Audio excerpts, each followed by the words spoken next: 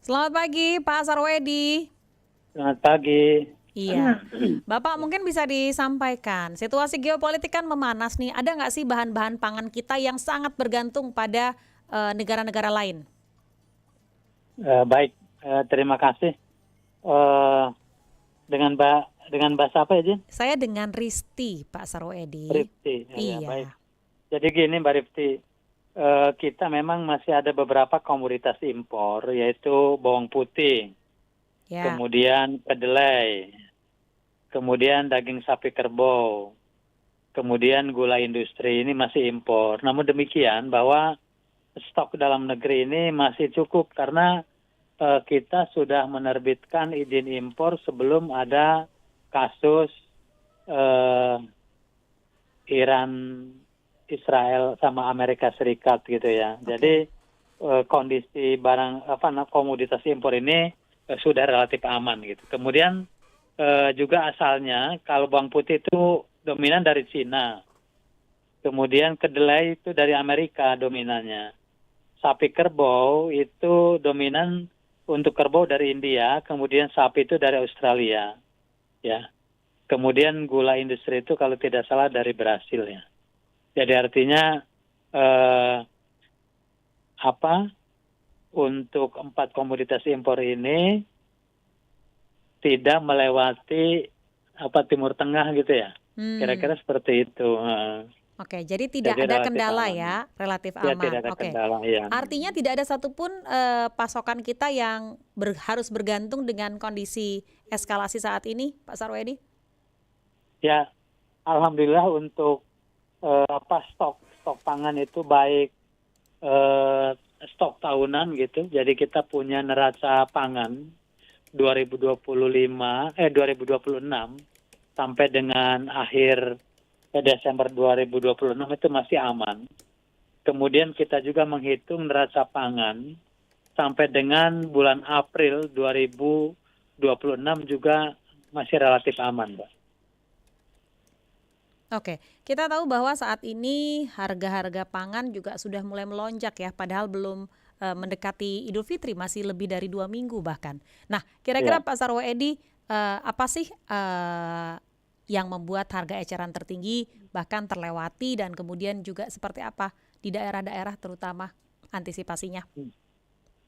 Baik, terima kasih. Jadi yang pertama memang kalau kita lihat beberapa tahun terakhir ini kalau Mm-mm. kondisi eh, pada menjelang Ramadan dan Idul Fitri gitu atau pada bulan puasa minus 1 minggu atau eh, plus 1 minggu, kemudian nanti mungkin akan ada gejolak lagi 1 minggu sebelum Lebaran dan 1 minggu setelah Lebaran gitu ya. Itu memang sudah tradisi gitu ya. Ya, Hanya eh, harus kita antisipasi melalui apa? Yang pertama pemenuhan produksi. Jadi kalau kita lihat produksi ini sangat cukup, Mbak. Kita sudah hitung berdasarkan data-data dari kementerian lembaga terkait. Eh, Contoh misalnya saya sampaikan di sini kondisi neraca pangan itu surplus sampai dengan akhir April. oke, Begitu juga kalau kita hitung sampai dengan akhir Desember.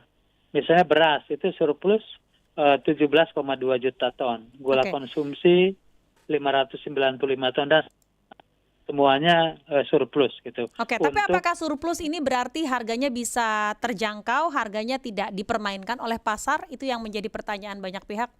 ya baik. Jadi memang kaitan dengan harga harusnya stabil di pasaran sesuai dengan harga eceran tertinggi atau harga acuan pembelian pemerintah. Hanya memang yang perlu kita pantau, kita kontrol adalah para pemasoknya.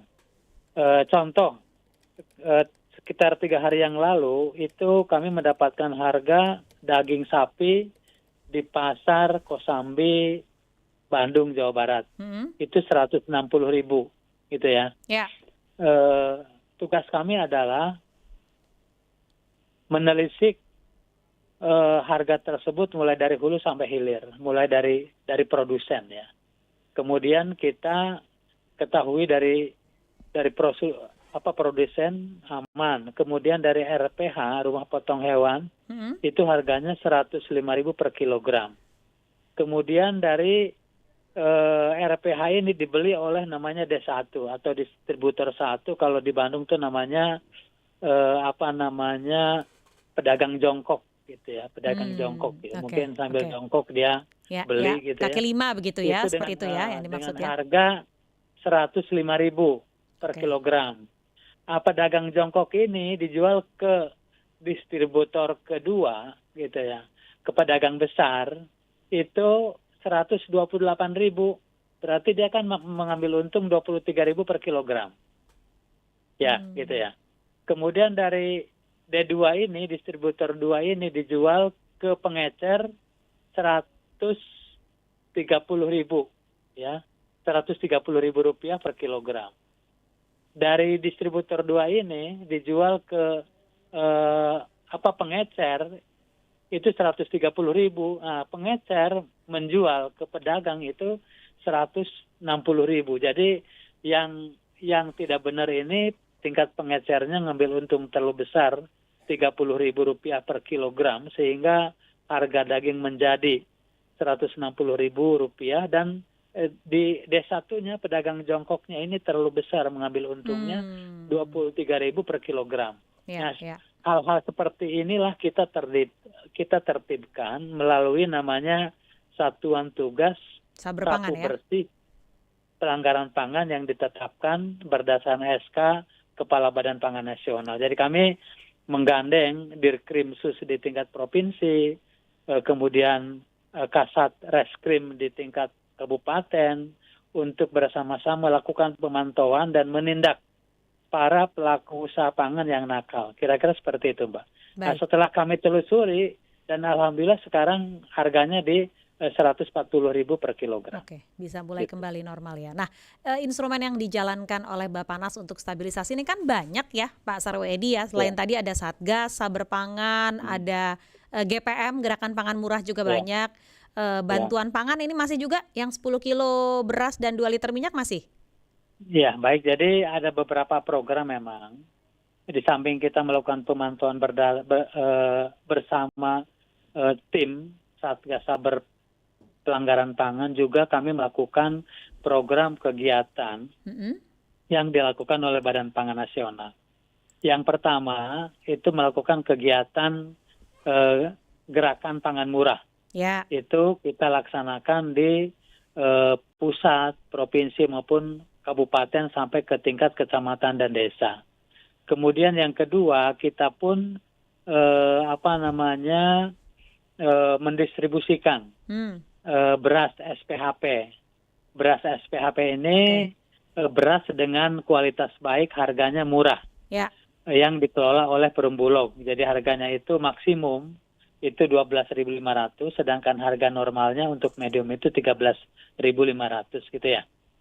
Kemudian ada juga untuk mengendalikan harga daging ayam dan telur ayam, kita juga mengguyur atau mendistribusikan jagung SPHP ke para peternak layer itu dengan harga murah, kira-kira seperti itu. Di samping itu kita juga melakukan bantuan pangan kepada 33,2 juta penerima manfaat, keluarga penerima manfaat itu dalam bulan Maret April ya, karena harusnya Februari Maret, namun keterlambatan persetujuan anggaran dari pemerintah sehingga baru bisa dilaksanakan dalam bulan Maret ini untuk 2 bulan. Jadi berarti 20 kilogram beras ditambah 4 liter minyak goreng untuk 2 bulan. Merupakan stimulan ekonomi. gitu Ya, Mbak. ya. Jadi Tapi ini kan soal mudah-mudahan soal akurasi sasaran nih yang tadi Pak Sarwoedi singgung ya. Ini seperti apa nih penyaluran bantuan pangan dan beras subsidi? Karena seringkali kan RRI juga menerima pesan ataupun juga WhatsApp begitu ternyata masih dinilai kurang tepat sasaran. Bagaimana masalah klasik akurasi data dan sinkronisasi produksi pangan antara Bappenas ataupun juga Kementan, BPS ini sudah cukup baikkah sampai sejauh ini? baik. Jadi kami sampaikan bahwa data 33,2 juta keluarga penerima Penerima manfaat. manfaat ini Mm-mm. berdasarkan data SEN ya. Ya, Data hasil sensus ekonomi nasional ya. dari Kementerian Sosial. Tentunya Kementerian Sosial sudah memverifikasi sampai ke bawah. Hmm. Kemudian kami juga menyampaikan kepada pelaksana penyaluran bantuan pangan ini, Bulog, Mm-mm. agar konfirmasi ke desa. Apakah sudah tepat yang diberikan bantuan ini memang keluarga miskin gitu ya, artinya keluarga tidak mampu. Apabila dalam pelaksanaannya terdapat keluarga yang mampu masih dapat bantuan, itu bisa dialihkan ke yang berhak menerima dengan surat pernyataan dari kepala desa. Kira-kira seperti itu. Oke, kalau masyarakat meminta bahwa Bappenas selain tadi gerakan-gerakan pangan murah ataupun kegiatan-kegiatan stabilisasi yang dilakukan ini bisa merata begitu. Apakah masih ada hal-hal yang juga menjadi kendala utama saat ini, Pak Sarwoedi? Sementara ini dari pihak Badan Pangan Nasional belum ada Semuanya kendala baik-baik karena memang saja begitu? kita menyalurkan sesuai dengan data dari Kementerian Sosial. Kemudian di tingkat lapangan juga ada verifikasi dari Dinas Ketahanan Pangan yang merupakan kepanjangan tangan dari Badan Pangan Nasional bersama Perum Bulog, kemudian bersama Satgas Pangan yang ada di tingkat kabupaten kota. Juga kami sudah berkirim surat ke Kementerian Dalam Negeri untuk ikut mengawal bantuan pangan ini sampai ke tingkat desa. Artinya perangkat-perangkat desa pun ikut mengawal bantuan ini supaya tepat sasaran. Oke, nah apabila nih ya masih banyak praktek-praktek tidak wajar kayak penyimpangan beras SPHP atau pengoplosan beras SPHP, apa yang bisa dilakukan oleh Bappenas? Itu juga menjadi pertanyaan. Apabila terdapat penyimpangan, maka kami langsung menginformasikan ke Satgas Pangan di tingkat provinsi yang dikomandani oleh Direktur Dirkrimsus ya, Direktur Kriminal Khusus. Kemudian kalau di tingkat kabupaten Kasat Reskrim untuk langsung ditindak. Ya. Langsung ditindak dan dipidanakan, kira-kira seperti itu. Baik. Untuk di daerah terpencil, zona 3 misalnya Maluku, Papua, harga pangan di sana kan tetap masih jauh lebih tinggi dibanding wilayah Jawa. Ini ada tindakan khusus yang dilakukan oleh Bappenas?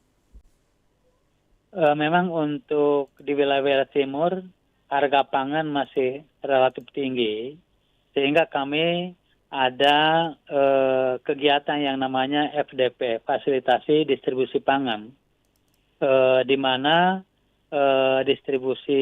fasilitasi distribusi pangan ini untuk membantu para petani gitu ya, atau para pedagang atau koperasi untuk menyalurkan atau mendistribusikan komoditas-komoditas tertentu dari daerah surplus ke daerah minus seperti di 3T, kemudian di wilayah-wilayah timur, sehingga walaupun harganya lebih tinggi tidak terlalu signifikan, kira-kira seperti itu Mbak. Kemudian kaitan dengan beras ini harusnya sudah normal karena kita melalui Bulog di sana sudah ada gudang-gudang filial yang gudang-gudang sewa atau menggunakan gudang-gudang Polres atau Polsek yang ada di tingkat desa kecamatan untuk menampung cadangan beras tersebut, sehingga ketika di suatu wilayah di sana itu kekurangan bisa langsung didistribusikan. Baik kalau begitu. Pak Sarwoedi, terima kasih banyak waktunya sudah bersama kami di Pro 3 pagi hari ini. Selamat pagi, salam sehat, salam sukses.